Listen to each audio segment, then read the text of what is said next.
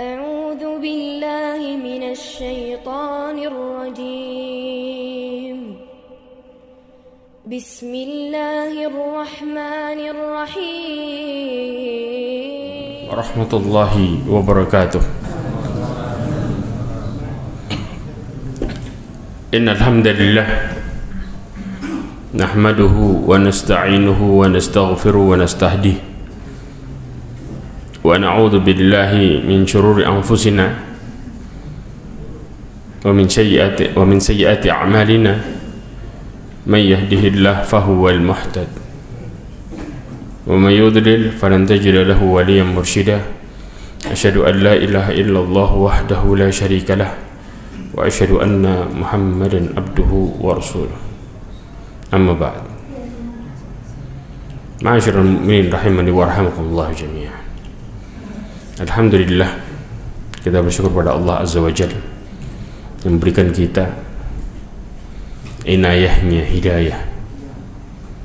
Fitnah yang menerpa seseorang, fitnah yang menerpa di akhir zaman ini merupakan fitnah yang bukan kecil, tapi fitnah yang sangat besar, luar biasa ya akhwah. Kalau kita melihat fitnah ini, sampai Rasulullah SAW mengatakan dalam hadisnya, badiru bil amal, segeralah kalian melakukan amalan saleh, fitanan kaqita'il lail mudlim, sebelum datangnya fitnah seperti potongan malam yang gelap. Dengan fitnah ini bisa merubah akidah seseorang. Yusbihu rajul mu'minan wa yumsi kafira. Pagi harinya mukmin, sore harinya bisa kafir. Au yumsi mu'minan wa yusbihu kafira. Atau sorenya mukmin, pagi harinya kafir. Kenapa? Ya bi'udinahu bi'aradi minad dunya. Karena mereka menjual agamanya dengan sedikit kesenangan dunia. Ketika mereka sudah mulai nggak peduli sama agamanya lagi, maka mereka rela untuk mengesampingkan hukum dan mendapatkan apa yang dia mau. Salawat dan salam kepada Nabi Muhammad sallallahu alaihi wasallam, khairul anbiya'i wal mursalin, sebagai nabi dan sebagai rasul. Ma'asyiral mu'minin rahimani wa rahimakumullah. Bahasan kita sekarang insyaallah tentang masalah tiarah. Tiarah itu atau tatayur kalau kita bilang. Tatayur ini ya, gambarannya itu mengaitkan terjadinya sesuatu karena munculnya tanda sesuatu. Ya, kadang-kadang nanti kita akan berikan contoh yang sering terjadi. Contoh lah, munculnya burung gagak berarti apa? Ada yang mati. Subhanallah ya. Ya, ini kondisi-kondisi seperti ini sekarang ini. Ya, orang kadang-kadang sering mengaitkan. Nah, ini bisa jadi syirik kecil, bisa jadi syirik besar. Bagaimana ini bisa terjadi? Insya Allah kita akan bahas. Dan bagaimana solusinya? Insya Allah kita akan bahas kedepannya. Mu'allif rahimahullah, Al-Imam Dahabi menukil yang pertama hadis Nabi SAW yang diriwayatkan oleh Imam Abu Dawud dan Imam Tirmidzi. Hadis ini disahihkan oleh Imam Albani ya, dari Abdullah bin Mas'ud radhiyallahu anhu, bahwasanya Nabi SAW mengatakan at-tiyaratu syirkun thalathan. Rasulullah mengatakan yang pertama adalah tiarah syirik ya, tiarah syirik 3 kali. Wa ma minna illa walakinallaha yudhibuhu bitawakkul. Dan tidak ada di antara kita kecuali pernah beranggapan seperti itu, kata Rasulullah ya. Dan akan tetapi ya, Allah menghilangkannya dengan apa? Tawakal. Jadi obatnya, kalau kita bilang obat utamanya itu tawakal. Kenapa? Berserah diri kepada Allah Azza wa Jalla. Karena semua yang terjadi pasti Allah kehendaki, di bawah kehendak Allah. Bahkan Allah mengatakan wa ma tasyauna illa ayyasha Allah rabbul alamin. Semua yang kalian kehendaki semua di bawah kehendak Allah Azza wa Jalla. Nah, pengertian tiarah ya, disebutkan oleh Imam Ibnu Qayyim Al-Jauzi di antaranya di dalam kitabnya Miftah Darus Sa'adah. Tatayur itu huwa tasya'um minasyai'u al-mar'i awil masmu'.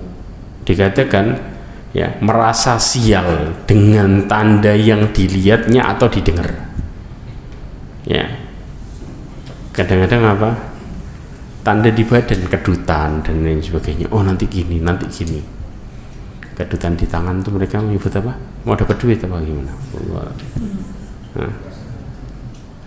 Kemudian sebagian ulama mengatakan tiarah Al-Qarafi, dia menjelaskan di dalam kitabnya Al-Faruq, fatatayyur huwa dhannu sayyi al-kainu fil qalb.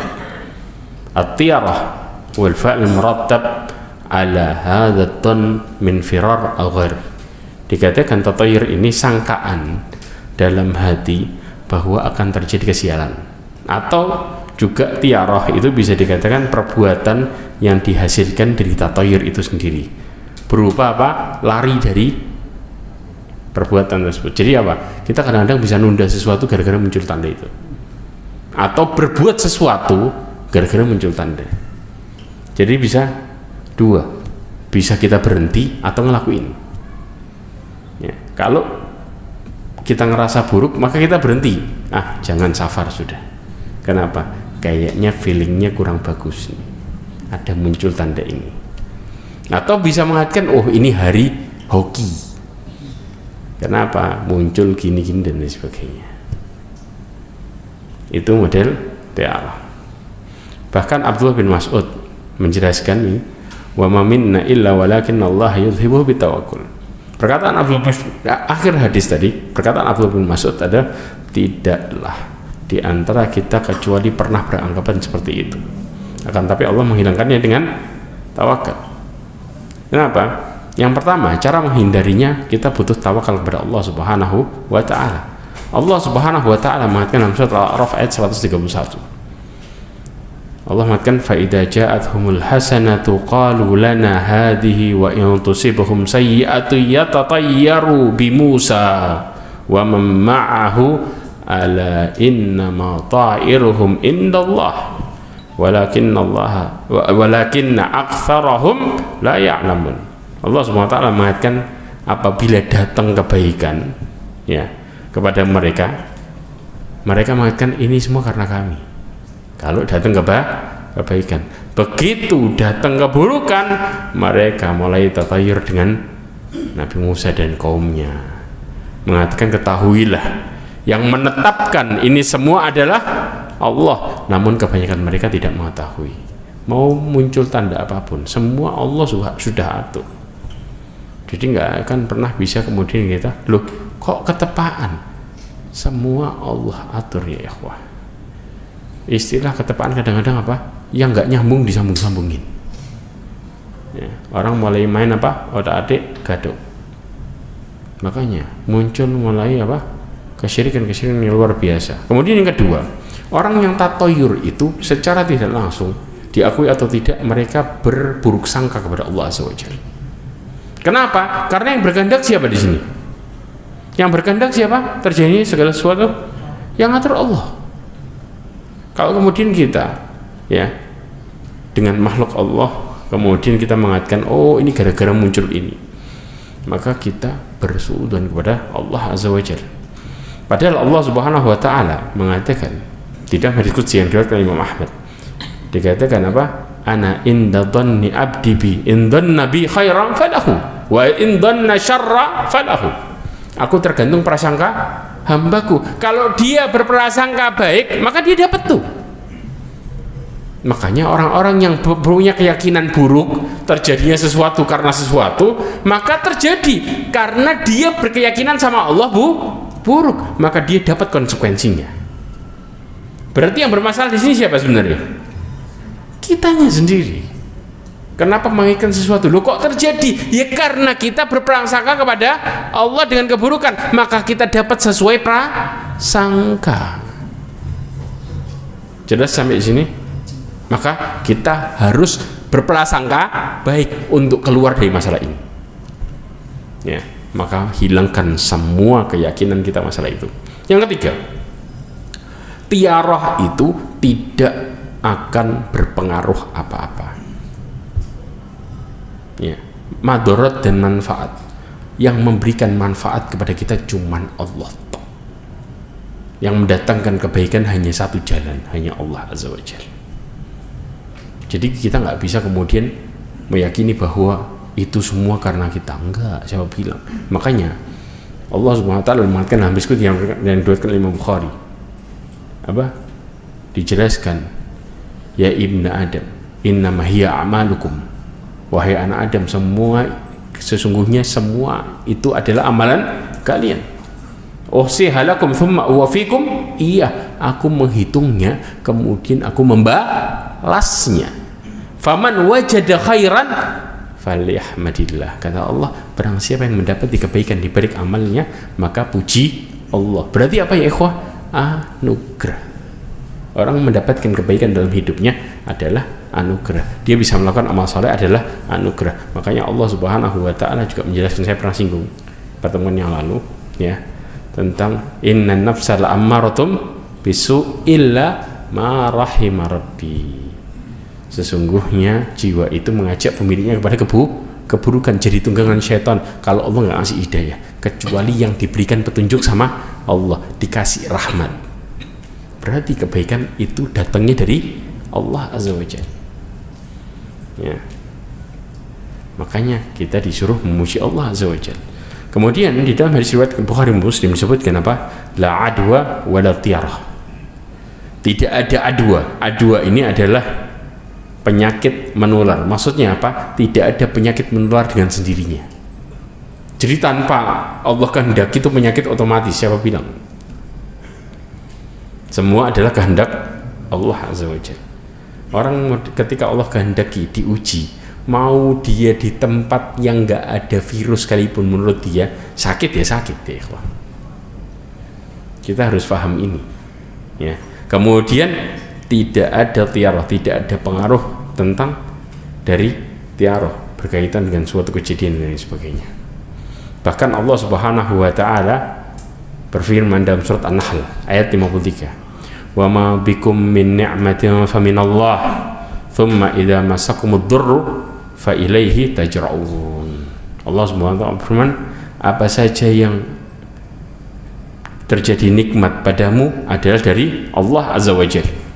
Kemudian apabila engkau ditimpa kemudaratan, maka hanya kepada Allah lah engkau meminta pertolongan. Ini menunjukkan bahwa ketika seseorang ditimpa susah bukan karena sesuatu, jelas, tapi mereka mengetahui bahwa ujian datangnya dari siapa?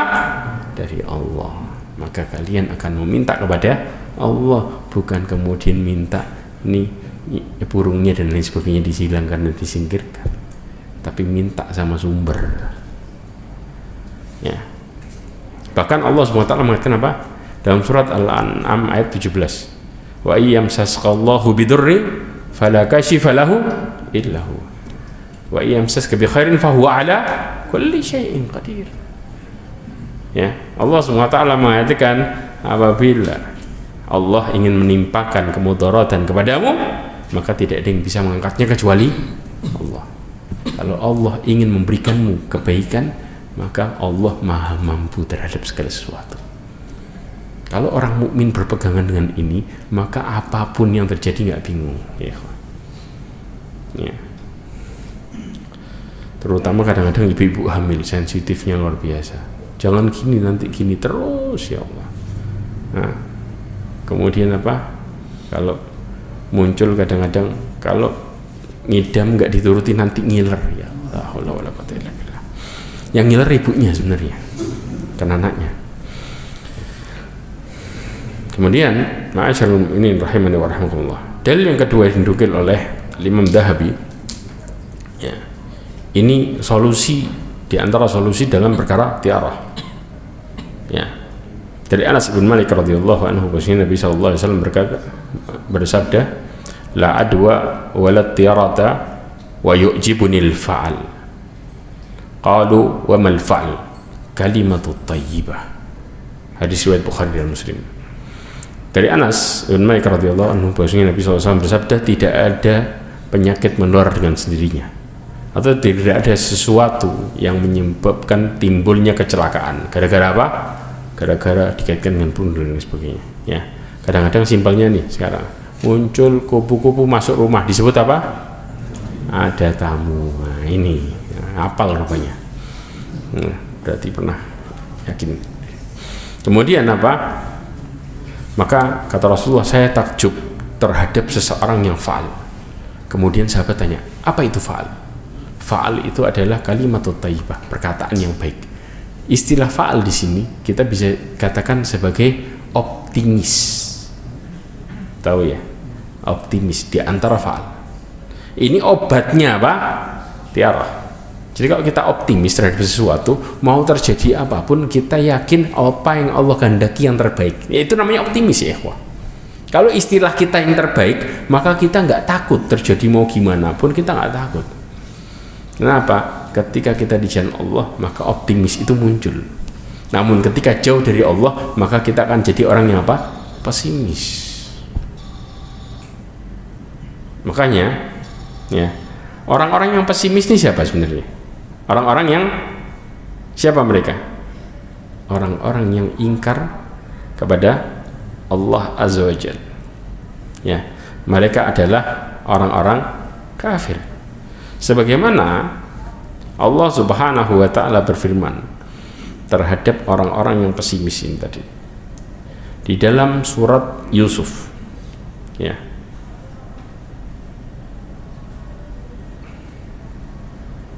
Disebutkan ya bani yadhhabu fatahassasu min yusufa wa akhihi wa la tay'asu min rauhillah innahu la yai'asu min rauhillah illa alqaumul kafirun. Coba perhatikan sifat sebaliknya ya, ketika dalam surat Yusuf ayat 87 Allah SWT berfirman, wahai anak-anakku, Nabi Yakub mengatakan kepada anak-anaknya untuk mencari apa? Berita tentang Nabi Yusuf dan saudaranya Bunyamin. Ya, dan janganlah kalian putus asa dari rahmat Allah. Sesungguhnya tiada putus asa dari rahmat Allah kecuali kaum orang-orang kafir. Kenapa? Kekafiran mereka sendiri itu bentuk pesimis sebenarnya. Jadi kalau mereka nggak yakin sama Allah, akhirnya ingkar. Tapi kalau mereka yakin, kira-kira jadi kafir enggak? Enggak. Ya. Untuk kita bisa menjadi yakin, kita ini butuh nyandar dan dekat serta berdoa. Tapi begitu kita ngandelin diri sendiri, akhirnya dapat jalan keluar apa jalan buntu? Jalan buntu. Makanya kalau hidup, minta dan kembali sama yang punya hidup. Jangan mengandalkan diri sendiri yang penuh dengan keterbatasan. Berakhir kepada pesimis. Loh, saya kok nggak bisa gini? Ya nggak minta. Karena kalau ditanya nih, siapa yang memberikan ujian dan siapa yang punya solusi? Semua jawabannya Allah. Tapi kenapa kok berusaha sendiri tanpa minta? Nah, itu dia kesalahan yang terjadi. Makanya Allah Subhanahu wa taala mengatakan apa? Wa idza sa'alaka ibadi anni fa inni qarib. Apa solusinya? Ketika Allah mengatakan apabila hambaku bertanya tentangku, sesungguhnya aku dekat. Apa solusinya? Ujibu da'watad da'i idza da'an. Solusinya doa. Aku menjawab doa hambaku kalau dia berdoa. Berarti kalau nggak berdoa dikasih nggak? Enggak. Solusinya kalau doa. Selesai. Kadang-kadang orang terlalu optimisnya kan Allah Maha tahu. Tinggal apa yang tahu menurut Allah tinggal kasih aja. Ya salam. Kalau model hidup kayak gitu, banyak orang yang tambah jauh bukan tambah dekat. Simpelnya lah. Berapa banyak anak-anak yang dituruti sama orang tuanya berakhir kepada sifat kurang ajar. Betul apa enggak? Bukannya tambah menghormati, tambah tidak memulihkan orang tuanya. Kenapa? Semua dikasih. Makanya manusia itu tambah ingkar. Tapi ketika mereka kemudian butuh, dekat, mereka sadar mereka ini lemah, maka mereka menunjukkan kebutuhannya. Maka Allah nyuruh kita apa? Berdoa ya. Makanya orang yang bisa berdoa itu mereka yang diberikan rahmat sama Allah Azza wa Jalla. Di antaranya perkataan Ibnu Qayyim Al-Jauzi mengatakan, kalau Allah memberikan taufik seseorang, maka Allah akan buat hambanya bersandar. Bersandar dengan apa? Minta. Sampai sahabat mengatakan mintalah segala sesuatu. Sampai apa? Garam dapur mereka minta sama Allah Azza wa Jalla. Inilah bentuk kebutuhan mereka setiap saat dan nggak berhenti. Setiap saat. Makanya kalau dalam dapur habisnya minta, apalagi yang lain lebih lagi. Jelas di sini. Makanya mereka jauh dari sifat-sifat yang membuat mereka pesimis. Ma'asyiral mu'minin rahimani wa rahimakumullah. Bahkan Syekh Abdurrahman Ibn Nasir As-Sa'di mengatakan dalam tafsirnya, Optimis itu akan mendorong seorang hamba kepada usaha dan ketekunan serius untuk mencapai harapannya. Itu optimis. Makanya akhirnya apa? Mereka terus minta usaha. Jelas? Itu sifat orang optimis. Ada orang yang mengatakan saya optimis, duduk di rumah santai doa toh. Ya Allah kasih saya. Mana ada, itu namanya itikal. Berpangku tangan, nggak bakal langit hujan mas perak. Ya, kalau hujan mas perak toh harganya murah jadinya. Dikatakan sedangkan putus asa ya adalah hanya mengakibatkan perasaan berat dan bermalas-malasan. Makanya orang yang kena tiarah mereka cenderung diem ketika munculnya sesuatu yang nggak enak. Kenapa? Karena menandakan mereka pesimis terhadap sesuatu. Jangan dulu. Ini kayaknya sial. Kayaknya. Akhirnya apa? Ngelakuin atau diem? Diem. Itulah pesimis. Tapi kalau orang mukmin, lihat, kena musibah optimis. Kenapa? Orang yang kena musibah dia tahu ilmunya. Kalau dia istirja, berdoa, maka Allah kasih pengganti yang lebih lagi. Allahumma ajurni fi musibati wa akhlif li khairin minha. Tambah maju dia. Itu orang mukmin, karena mereka tahu di setiap terjadinya kehidupan ada kebaikan-kebaikan yang Allah berikan. Makanya mereka tidak putus asa. Jelas ya ikhwah. Ma'asyiral mu'minin rahimani wa rahimakumullah. Kemudian tiarah ini mereka berdasarkan prasangka pasti. Kalau ditanya kayaknya sudah, itu penyakitnya. Mereka bukan berdasarkan keyakinan, jangan salah. Kayaknya bakal kayak gini, ya. Dan itu selalu sering terjadi. Mereka akan selalu berprasangka. Kemudian cara terhindar dari tiarah, diantaranya kita berdoa. Ada dalam hadis dari Abu Dawud radhiyallahu anhu, diriwayatkan oleh Imam Abu Dawud rahimahullah taala menjelaskan ya dari Uqbah ibn Amir radhiyallahu anhu, dia berkata dzukirat tiyaratu inda Nabi sallallahu alaihi wasallam. Ya, pada waktu itu disebutkan tiarah di sisi Nabi sallallahu alaihi wasallam. Maka kemudian Rasulullah mengatakan ahsanuhal fa'al wala taruddu musliman fa idza ra'a ahadukum ma yakrah falyakul Allahumma la ya'ti bil hasanati illa anta wa la yadfa'u sayyiati illa anta wa la hawla wa la quwwata illa bika. Coba perhatikan, pada waktu pernah tiarah ini disebutkan di sisi Nabi SAW, kemudian Rasulullah memberikan solusinya. Yang terbaik adalah optimis, ya. Dan tiarah tidak boleh menahan kehendak seorang muslim. Muncul tanda kayak gitu, harusnya orang muslim nggak boleh berhenti, lanjut. Ya, mau buruk mau baik kerjain aja, seakan-akan tidak terjadi sesuatu. Kenapa? Apabila seorang di antara kalian melihat apa yang tidak dia sukai, perhatikan, mulai ini dia ngelihat sesuatu yang nggak enak, harusnya dia berdoa apa? Allahumma la ya'ti bil hasanat illa anta. Ya Allah, tidaklah mendatangkan kebaikan kecuali Engkau. Wala yadfa'u sayyi'at illa anta, dan tidaklah yadfa di sini kalau kita bilang menolak keburukan kecuali Engkau. Wala haula wala quwwata illa bika. Tidak ada kemampuan dan kekuatan kecuali dengan Engkau.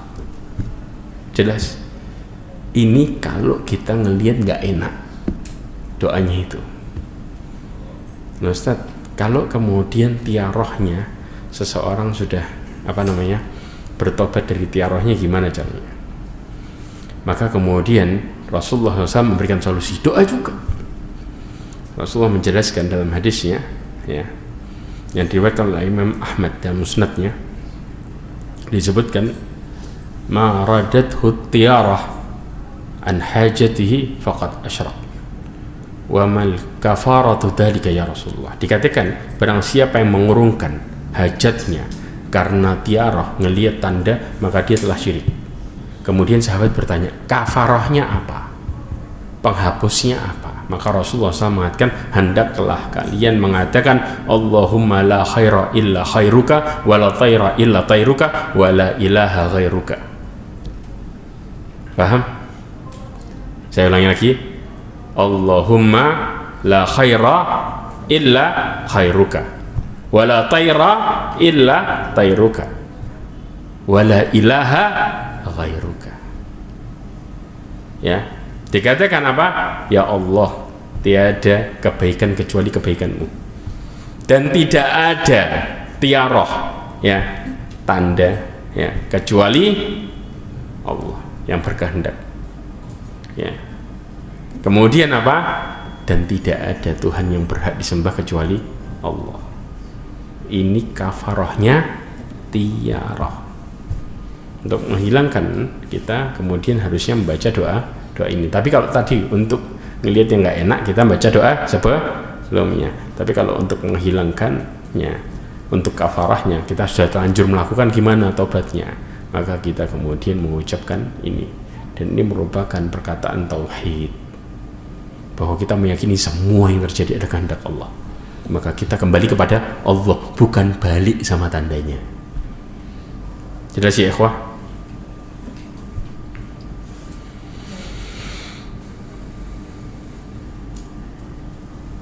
Kemudian Rasulullah SAW menjelaskan bagaimana tiarah zaman jahiliyah. Ya, karena ahli jahiliyah yaquluna at-tiaratu min ad-dar wal mar'ah wal faras.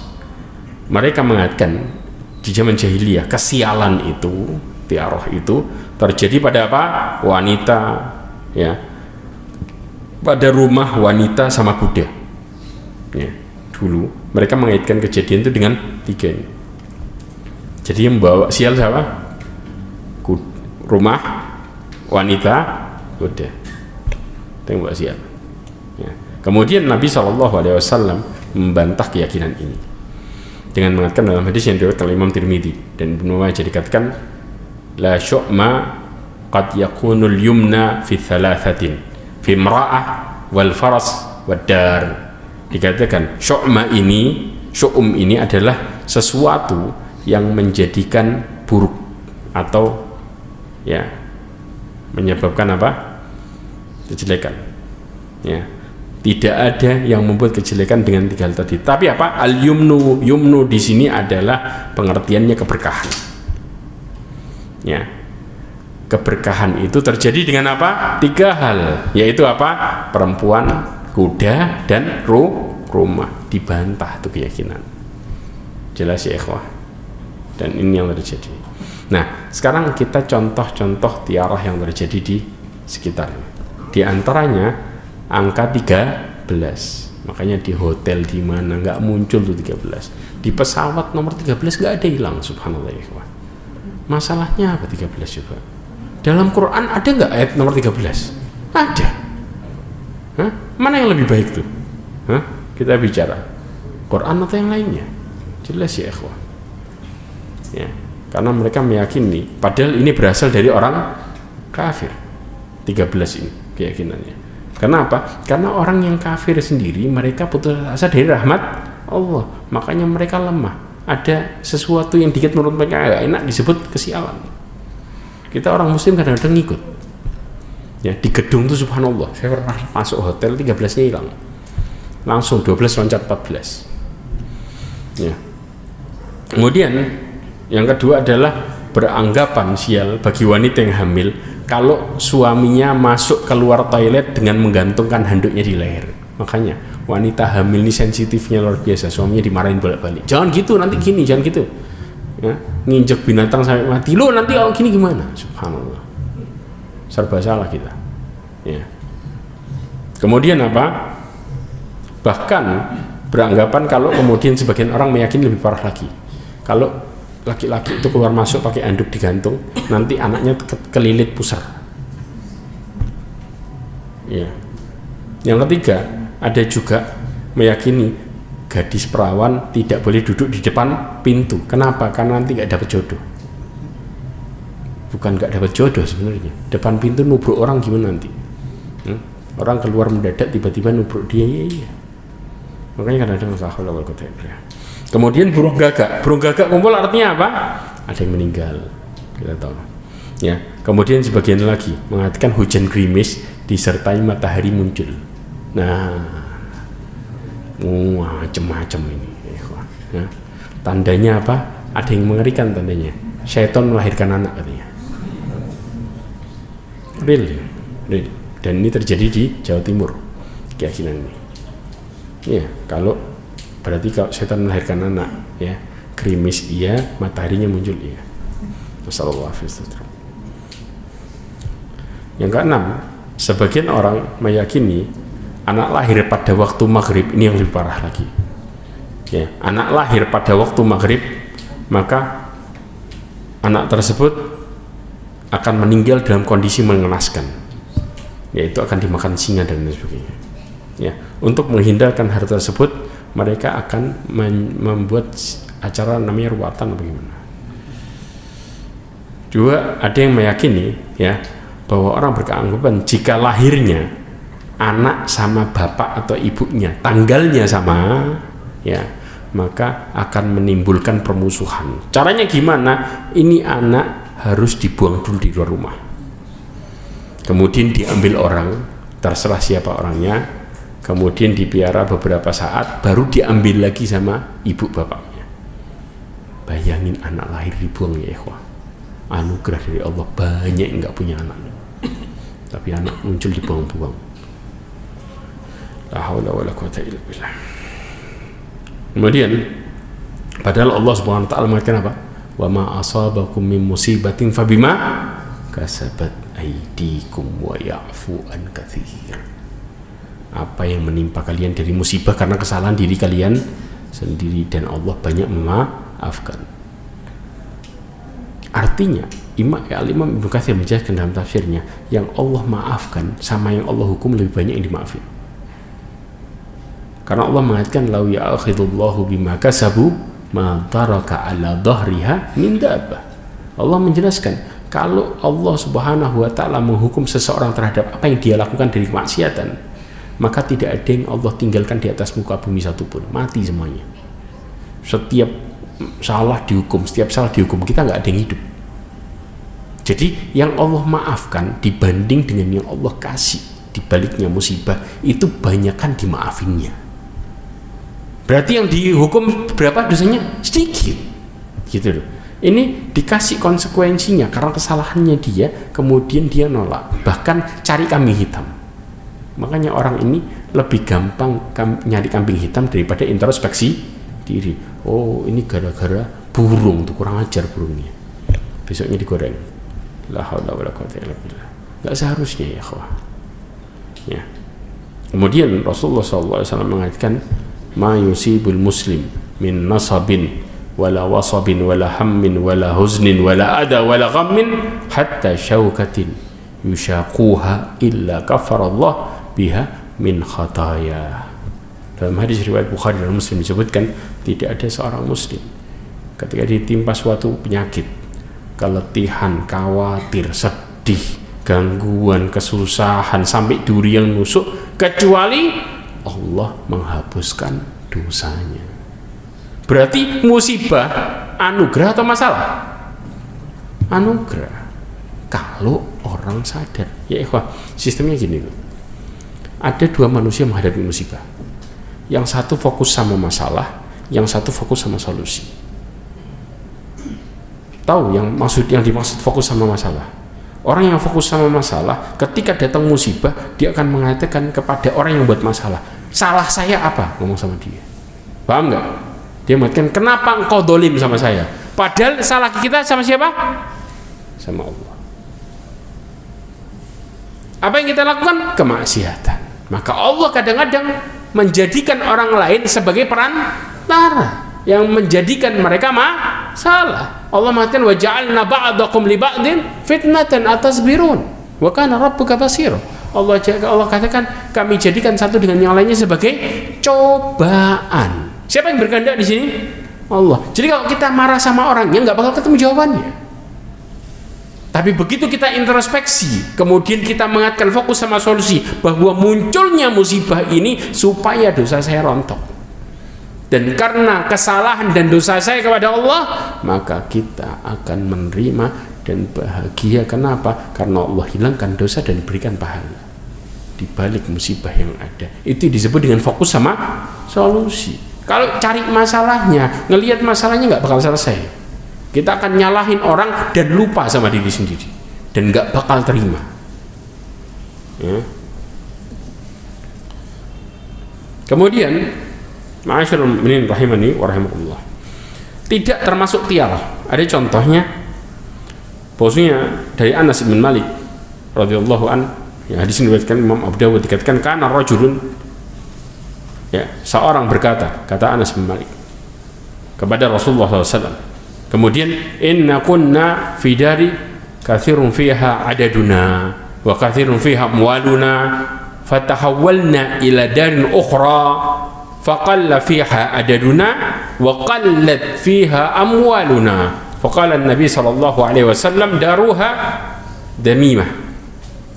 Dikatakan, ya, dia cerita bahwa sesungguhnya dulu kami punya tempat tinggal itu, ya, maka di sana jumlah kami banyak, ya, beranak pinak dan sebagainya, paham ya? Kemudian harta kami banyak, kemudian kami pindah tempat yang lain, paham? Tiba-tiba jumlah kami jadi sedikit, ya, kemudian harta kami jadi berkurang jauh, ya, maka kemudian Rasulullah mengatakan tinggalkan tempat itu, sesungguhnya dia adalah buruk. Artinya itu tempat yang nggak berkah. Faham di sini, ya? Maka ini bukan termasuk tiarah. Makanya ada istilahnya hijrah. Kadang-kadang tempat itu kalau sudah lingkungannya buruk, kira-kira bisa nggak mendatangkan kebaikan buat kehidupan kita? Jawabannya enggak, ya Allah. Maka kita disuruh untuk apa? Pergi. Makanya Rasulullah mengatakan apa? La taj'alu buyutakum maqabir. Janganlah kalian jadikan rumah-rumah kalian sebagai kuburan. Tahu disebut sebagai kuburan? Nggak pernah dibuat ibadah. Ibadahnya di masjid top sudah. Begitu di rumah tinggal tidur top. Ya, ini namanya jadiin rumah sebagai kuburan. Ya iya, akhirnya keberkahannya jadi hilang. Ya, jelas. Makanya kemudian di antara perkaranya Rasulullah menyuruh meninggalkan rumah yang kemudian buruk posisinya. Ya. Bahkan Al-Imam Ibn Qayyim mengatakan falaysa hadha min at-tiyarah al-manhiyu anha wa inna ma amruhum bitahawul, ya, anha indama waqa'a fi qulubihim minha limaslahatain wa manfa'atain ihdahuma mufaraqatuhum limakan wa hum lahu mustathqilun, kemudian apa, wa minhu mustawhishun lima lahiqahum fihi wa nalahum, ya, li yataja'alu raha, yata'ajjalu raha. Dikatakan, ya, sesungguhnya perkara ini bukan perkara tiarah yang dilarang. Kenapa? Hanya saja Nabi SAW, ya, memerintahkan mereka untuk berpaling, ya, supaya apa? Masuk ke dalam hati mereka dua kemaslahatan. Kemaslahatan yang pertama, supaya mereka berpisah dari tempat yang mana mereka merasa berat dan terganggu di sana. Itu yang jadi. Jadi kalau orang hatinya sudah berat tinggal di situ nggak enak semua jadinya. Paham? Itu satu. Yang kedua, ya, kenapa? Karena agar mereka bisa beristirahat dan terbebas dari sesuatu yang mengganggu, yaitu rasa kegoncangan di tempat itu, juga rasa sedih. Ya, orang kalau sudah perasaannya sudah kacau tinggal di suatu tempat, ya, diantaranya apa?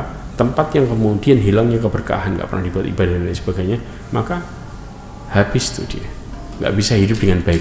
Akhirnya apa? Menjadikan, ya, apa yang dilakukannya sebelumnya jadi terhenti semuanya. Makanya ya ikhwah, kita pun kalau mau milih rumah, kita harus milih apa? Tetangga. Dikatakan al-jaru qabla dar, ya, tetangga dulu sebelum rumah, karena punya pengaruh besar. Ya, kadang-kadang dapat murah, pokoknya rohis. Ya iya, rohis ditinggalin orangnya karena kemudian kondisi mungkin lingkungannya jadi buruk dan lain sebagainya. Kemudian dalam perkara hukum tiarah sekarang, ya, di antara hukum tiarah ya, Al-Imam Munawi menjelaskan at-tiyarah itu bisa jadi syirik besar.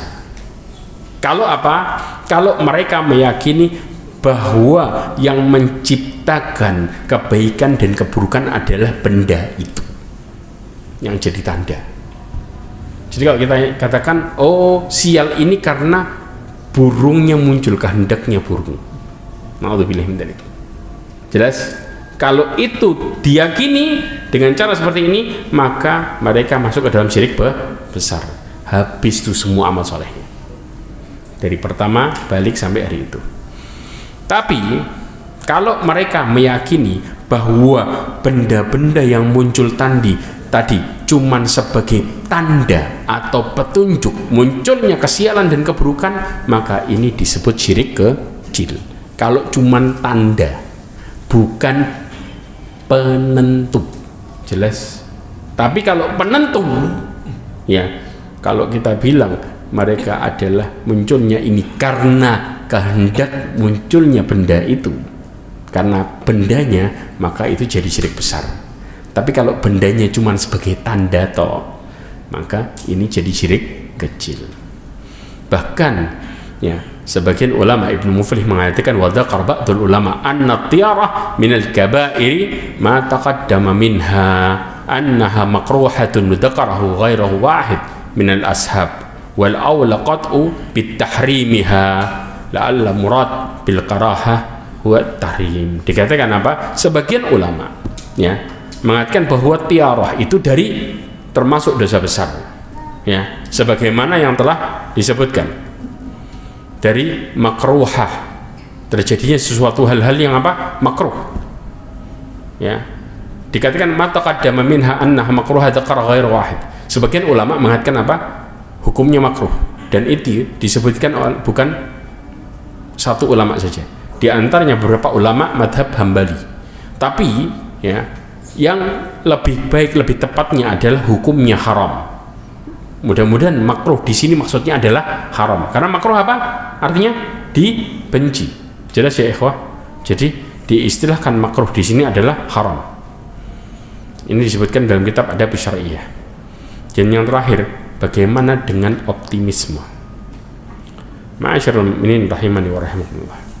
Di antara contoh-contoh optimisme Nabi sallallahu alaihi wasallam ya, dalam hadis riwayat Imam Abu Dawud disebutkan dari Buraidah ya, radhiyallahu anhu, bahwasanya Nabi sallallahu alaihi wasallam mengatakan, "Ana Nabi sallallahu alaihi wasallam kana la yatatayyar min syai' wa kana idza ba'atha 'amilan sa'ala 'an ismihi fa idza a'jabahu ismuhu fariha bihi wa ru'ya bisyru dzalika fi wajhi wa in kariha ismuhu wa karismahu ru'ya karahiyah dzalika fi wajhi." Dikatakan bahwasanya Nabi sallallahu alaihi wasallam itu tidak bertatayur terhadap sesuatu. Kalau Rasulullah sallallahu alaihi wasallam mengutus seorang pekerja, maka Rasulullah tanya tentang namanya. Kalau Rasulullah SAW kagum atau senang sama namanya, maka Rasulullah SAW menunjukkan wajahnya wajah senang, gembira. Kenapa? Di antara optimisme ngasih nama yang baik-baik. Paham ya ikhwah? Karena nama itu di antara harapan sebenarnya. Ya, kadang-kadang muncul orang, kadang-kadang subhanallah, buka Quran thread langsung main tunjuk. Nah, ini namanya nih, apa itu? Pas kena jahanam gimana? Kan ada juga di Quran kan? Ya apa enggak?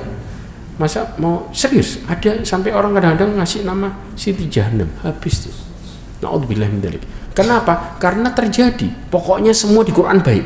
Maka dibuka itu Quran, ngacak, kemudian main tunjuk, cetek, baru kelihatan. Oh, ini kasih nama ini. Enggak seharusnya, karena di Quran itu ada terdapat ancaman-ancaman sebagai peringatan keburukan dan enggak pantas untuk dibuat nama. Ya. Kemudian kalau namanya buruk, maka Rasulullah SAW terlihat gak suka di wajahnya ya. Karena kalau kita bilang optimis, maka juga orang akan memberikan nama yang baik. Itu bentuk optimis. Dan juga diantara optimisme Nabi SAW, saya tutup dengan ini ya, dari Anas bin Malik radhiyallahu anhu, bahwasanya Nabi SAW kana yu'jibuhu idza kharaja li hajatihi ayyasma ya Rashid ya Najih ya. Dikatakan bahwasanya Nabi SAW itu ketika keluar rumah memenuhi hajatnya mendengar orang yang memanggil ya Rashid, ya, wahai yang mengantarkan petunjuk, ya. Kemudian apa? Ya Najih, orang yang berhasil memenuhi keperluannya. Maka ketika kemudian ini merupakan optimisme, doa ya ikhwah, doa. Makanya ada orang juga yang namanya Suhail. Maka Rasulullah mengatakan mudah-mudahan Allah memudahkanmu. Baik gak namanya? Suhail, subhanallah ya. Ini menunjukkan optimisme. Jelas? Wallahu ta'ala alam bissawab. Ya Rashid ini orang yang diantarkan menuju keperluannya, dan orang yang berhasil memenuhi keperluannya itu disebut dia Najih.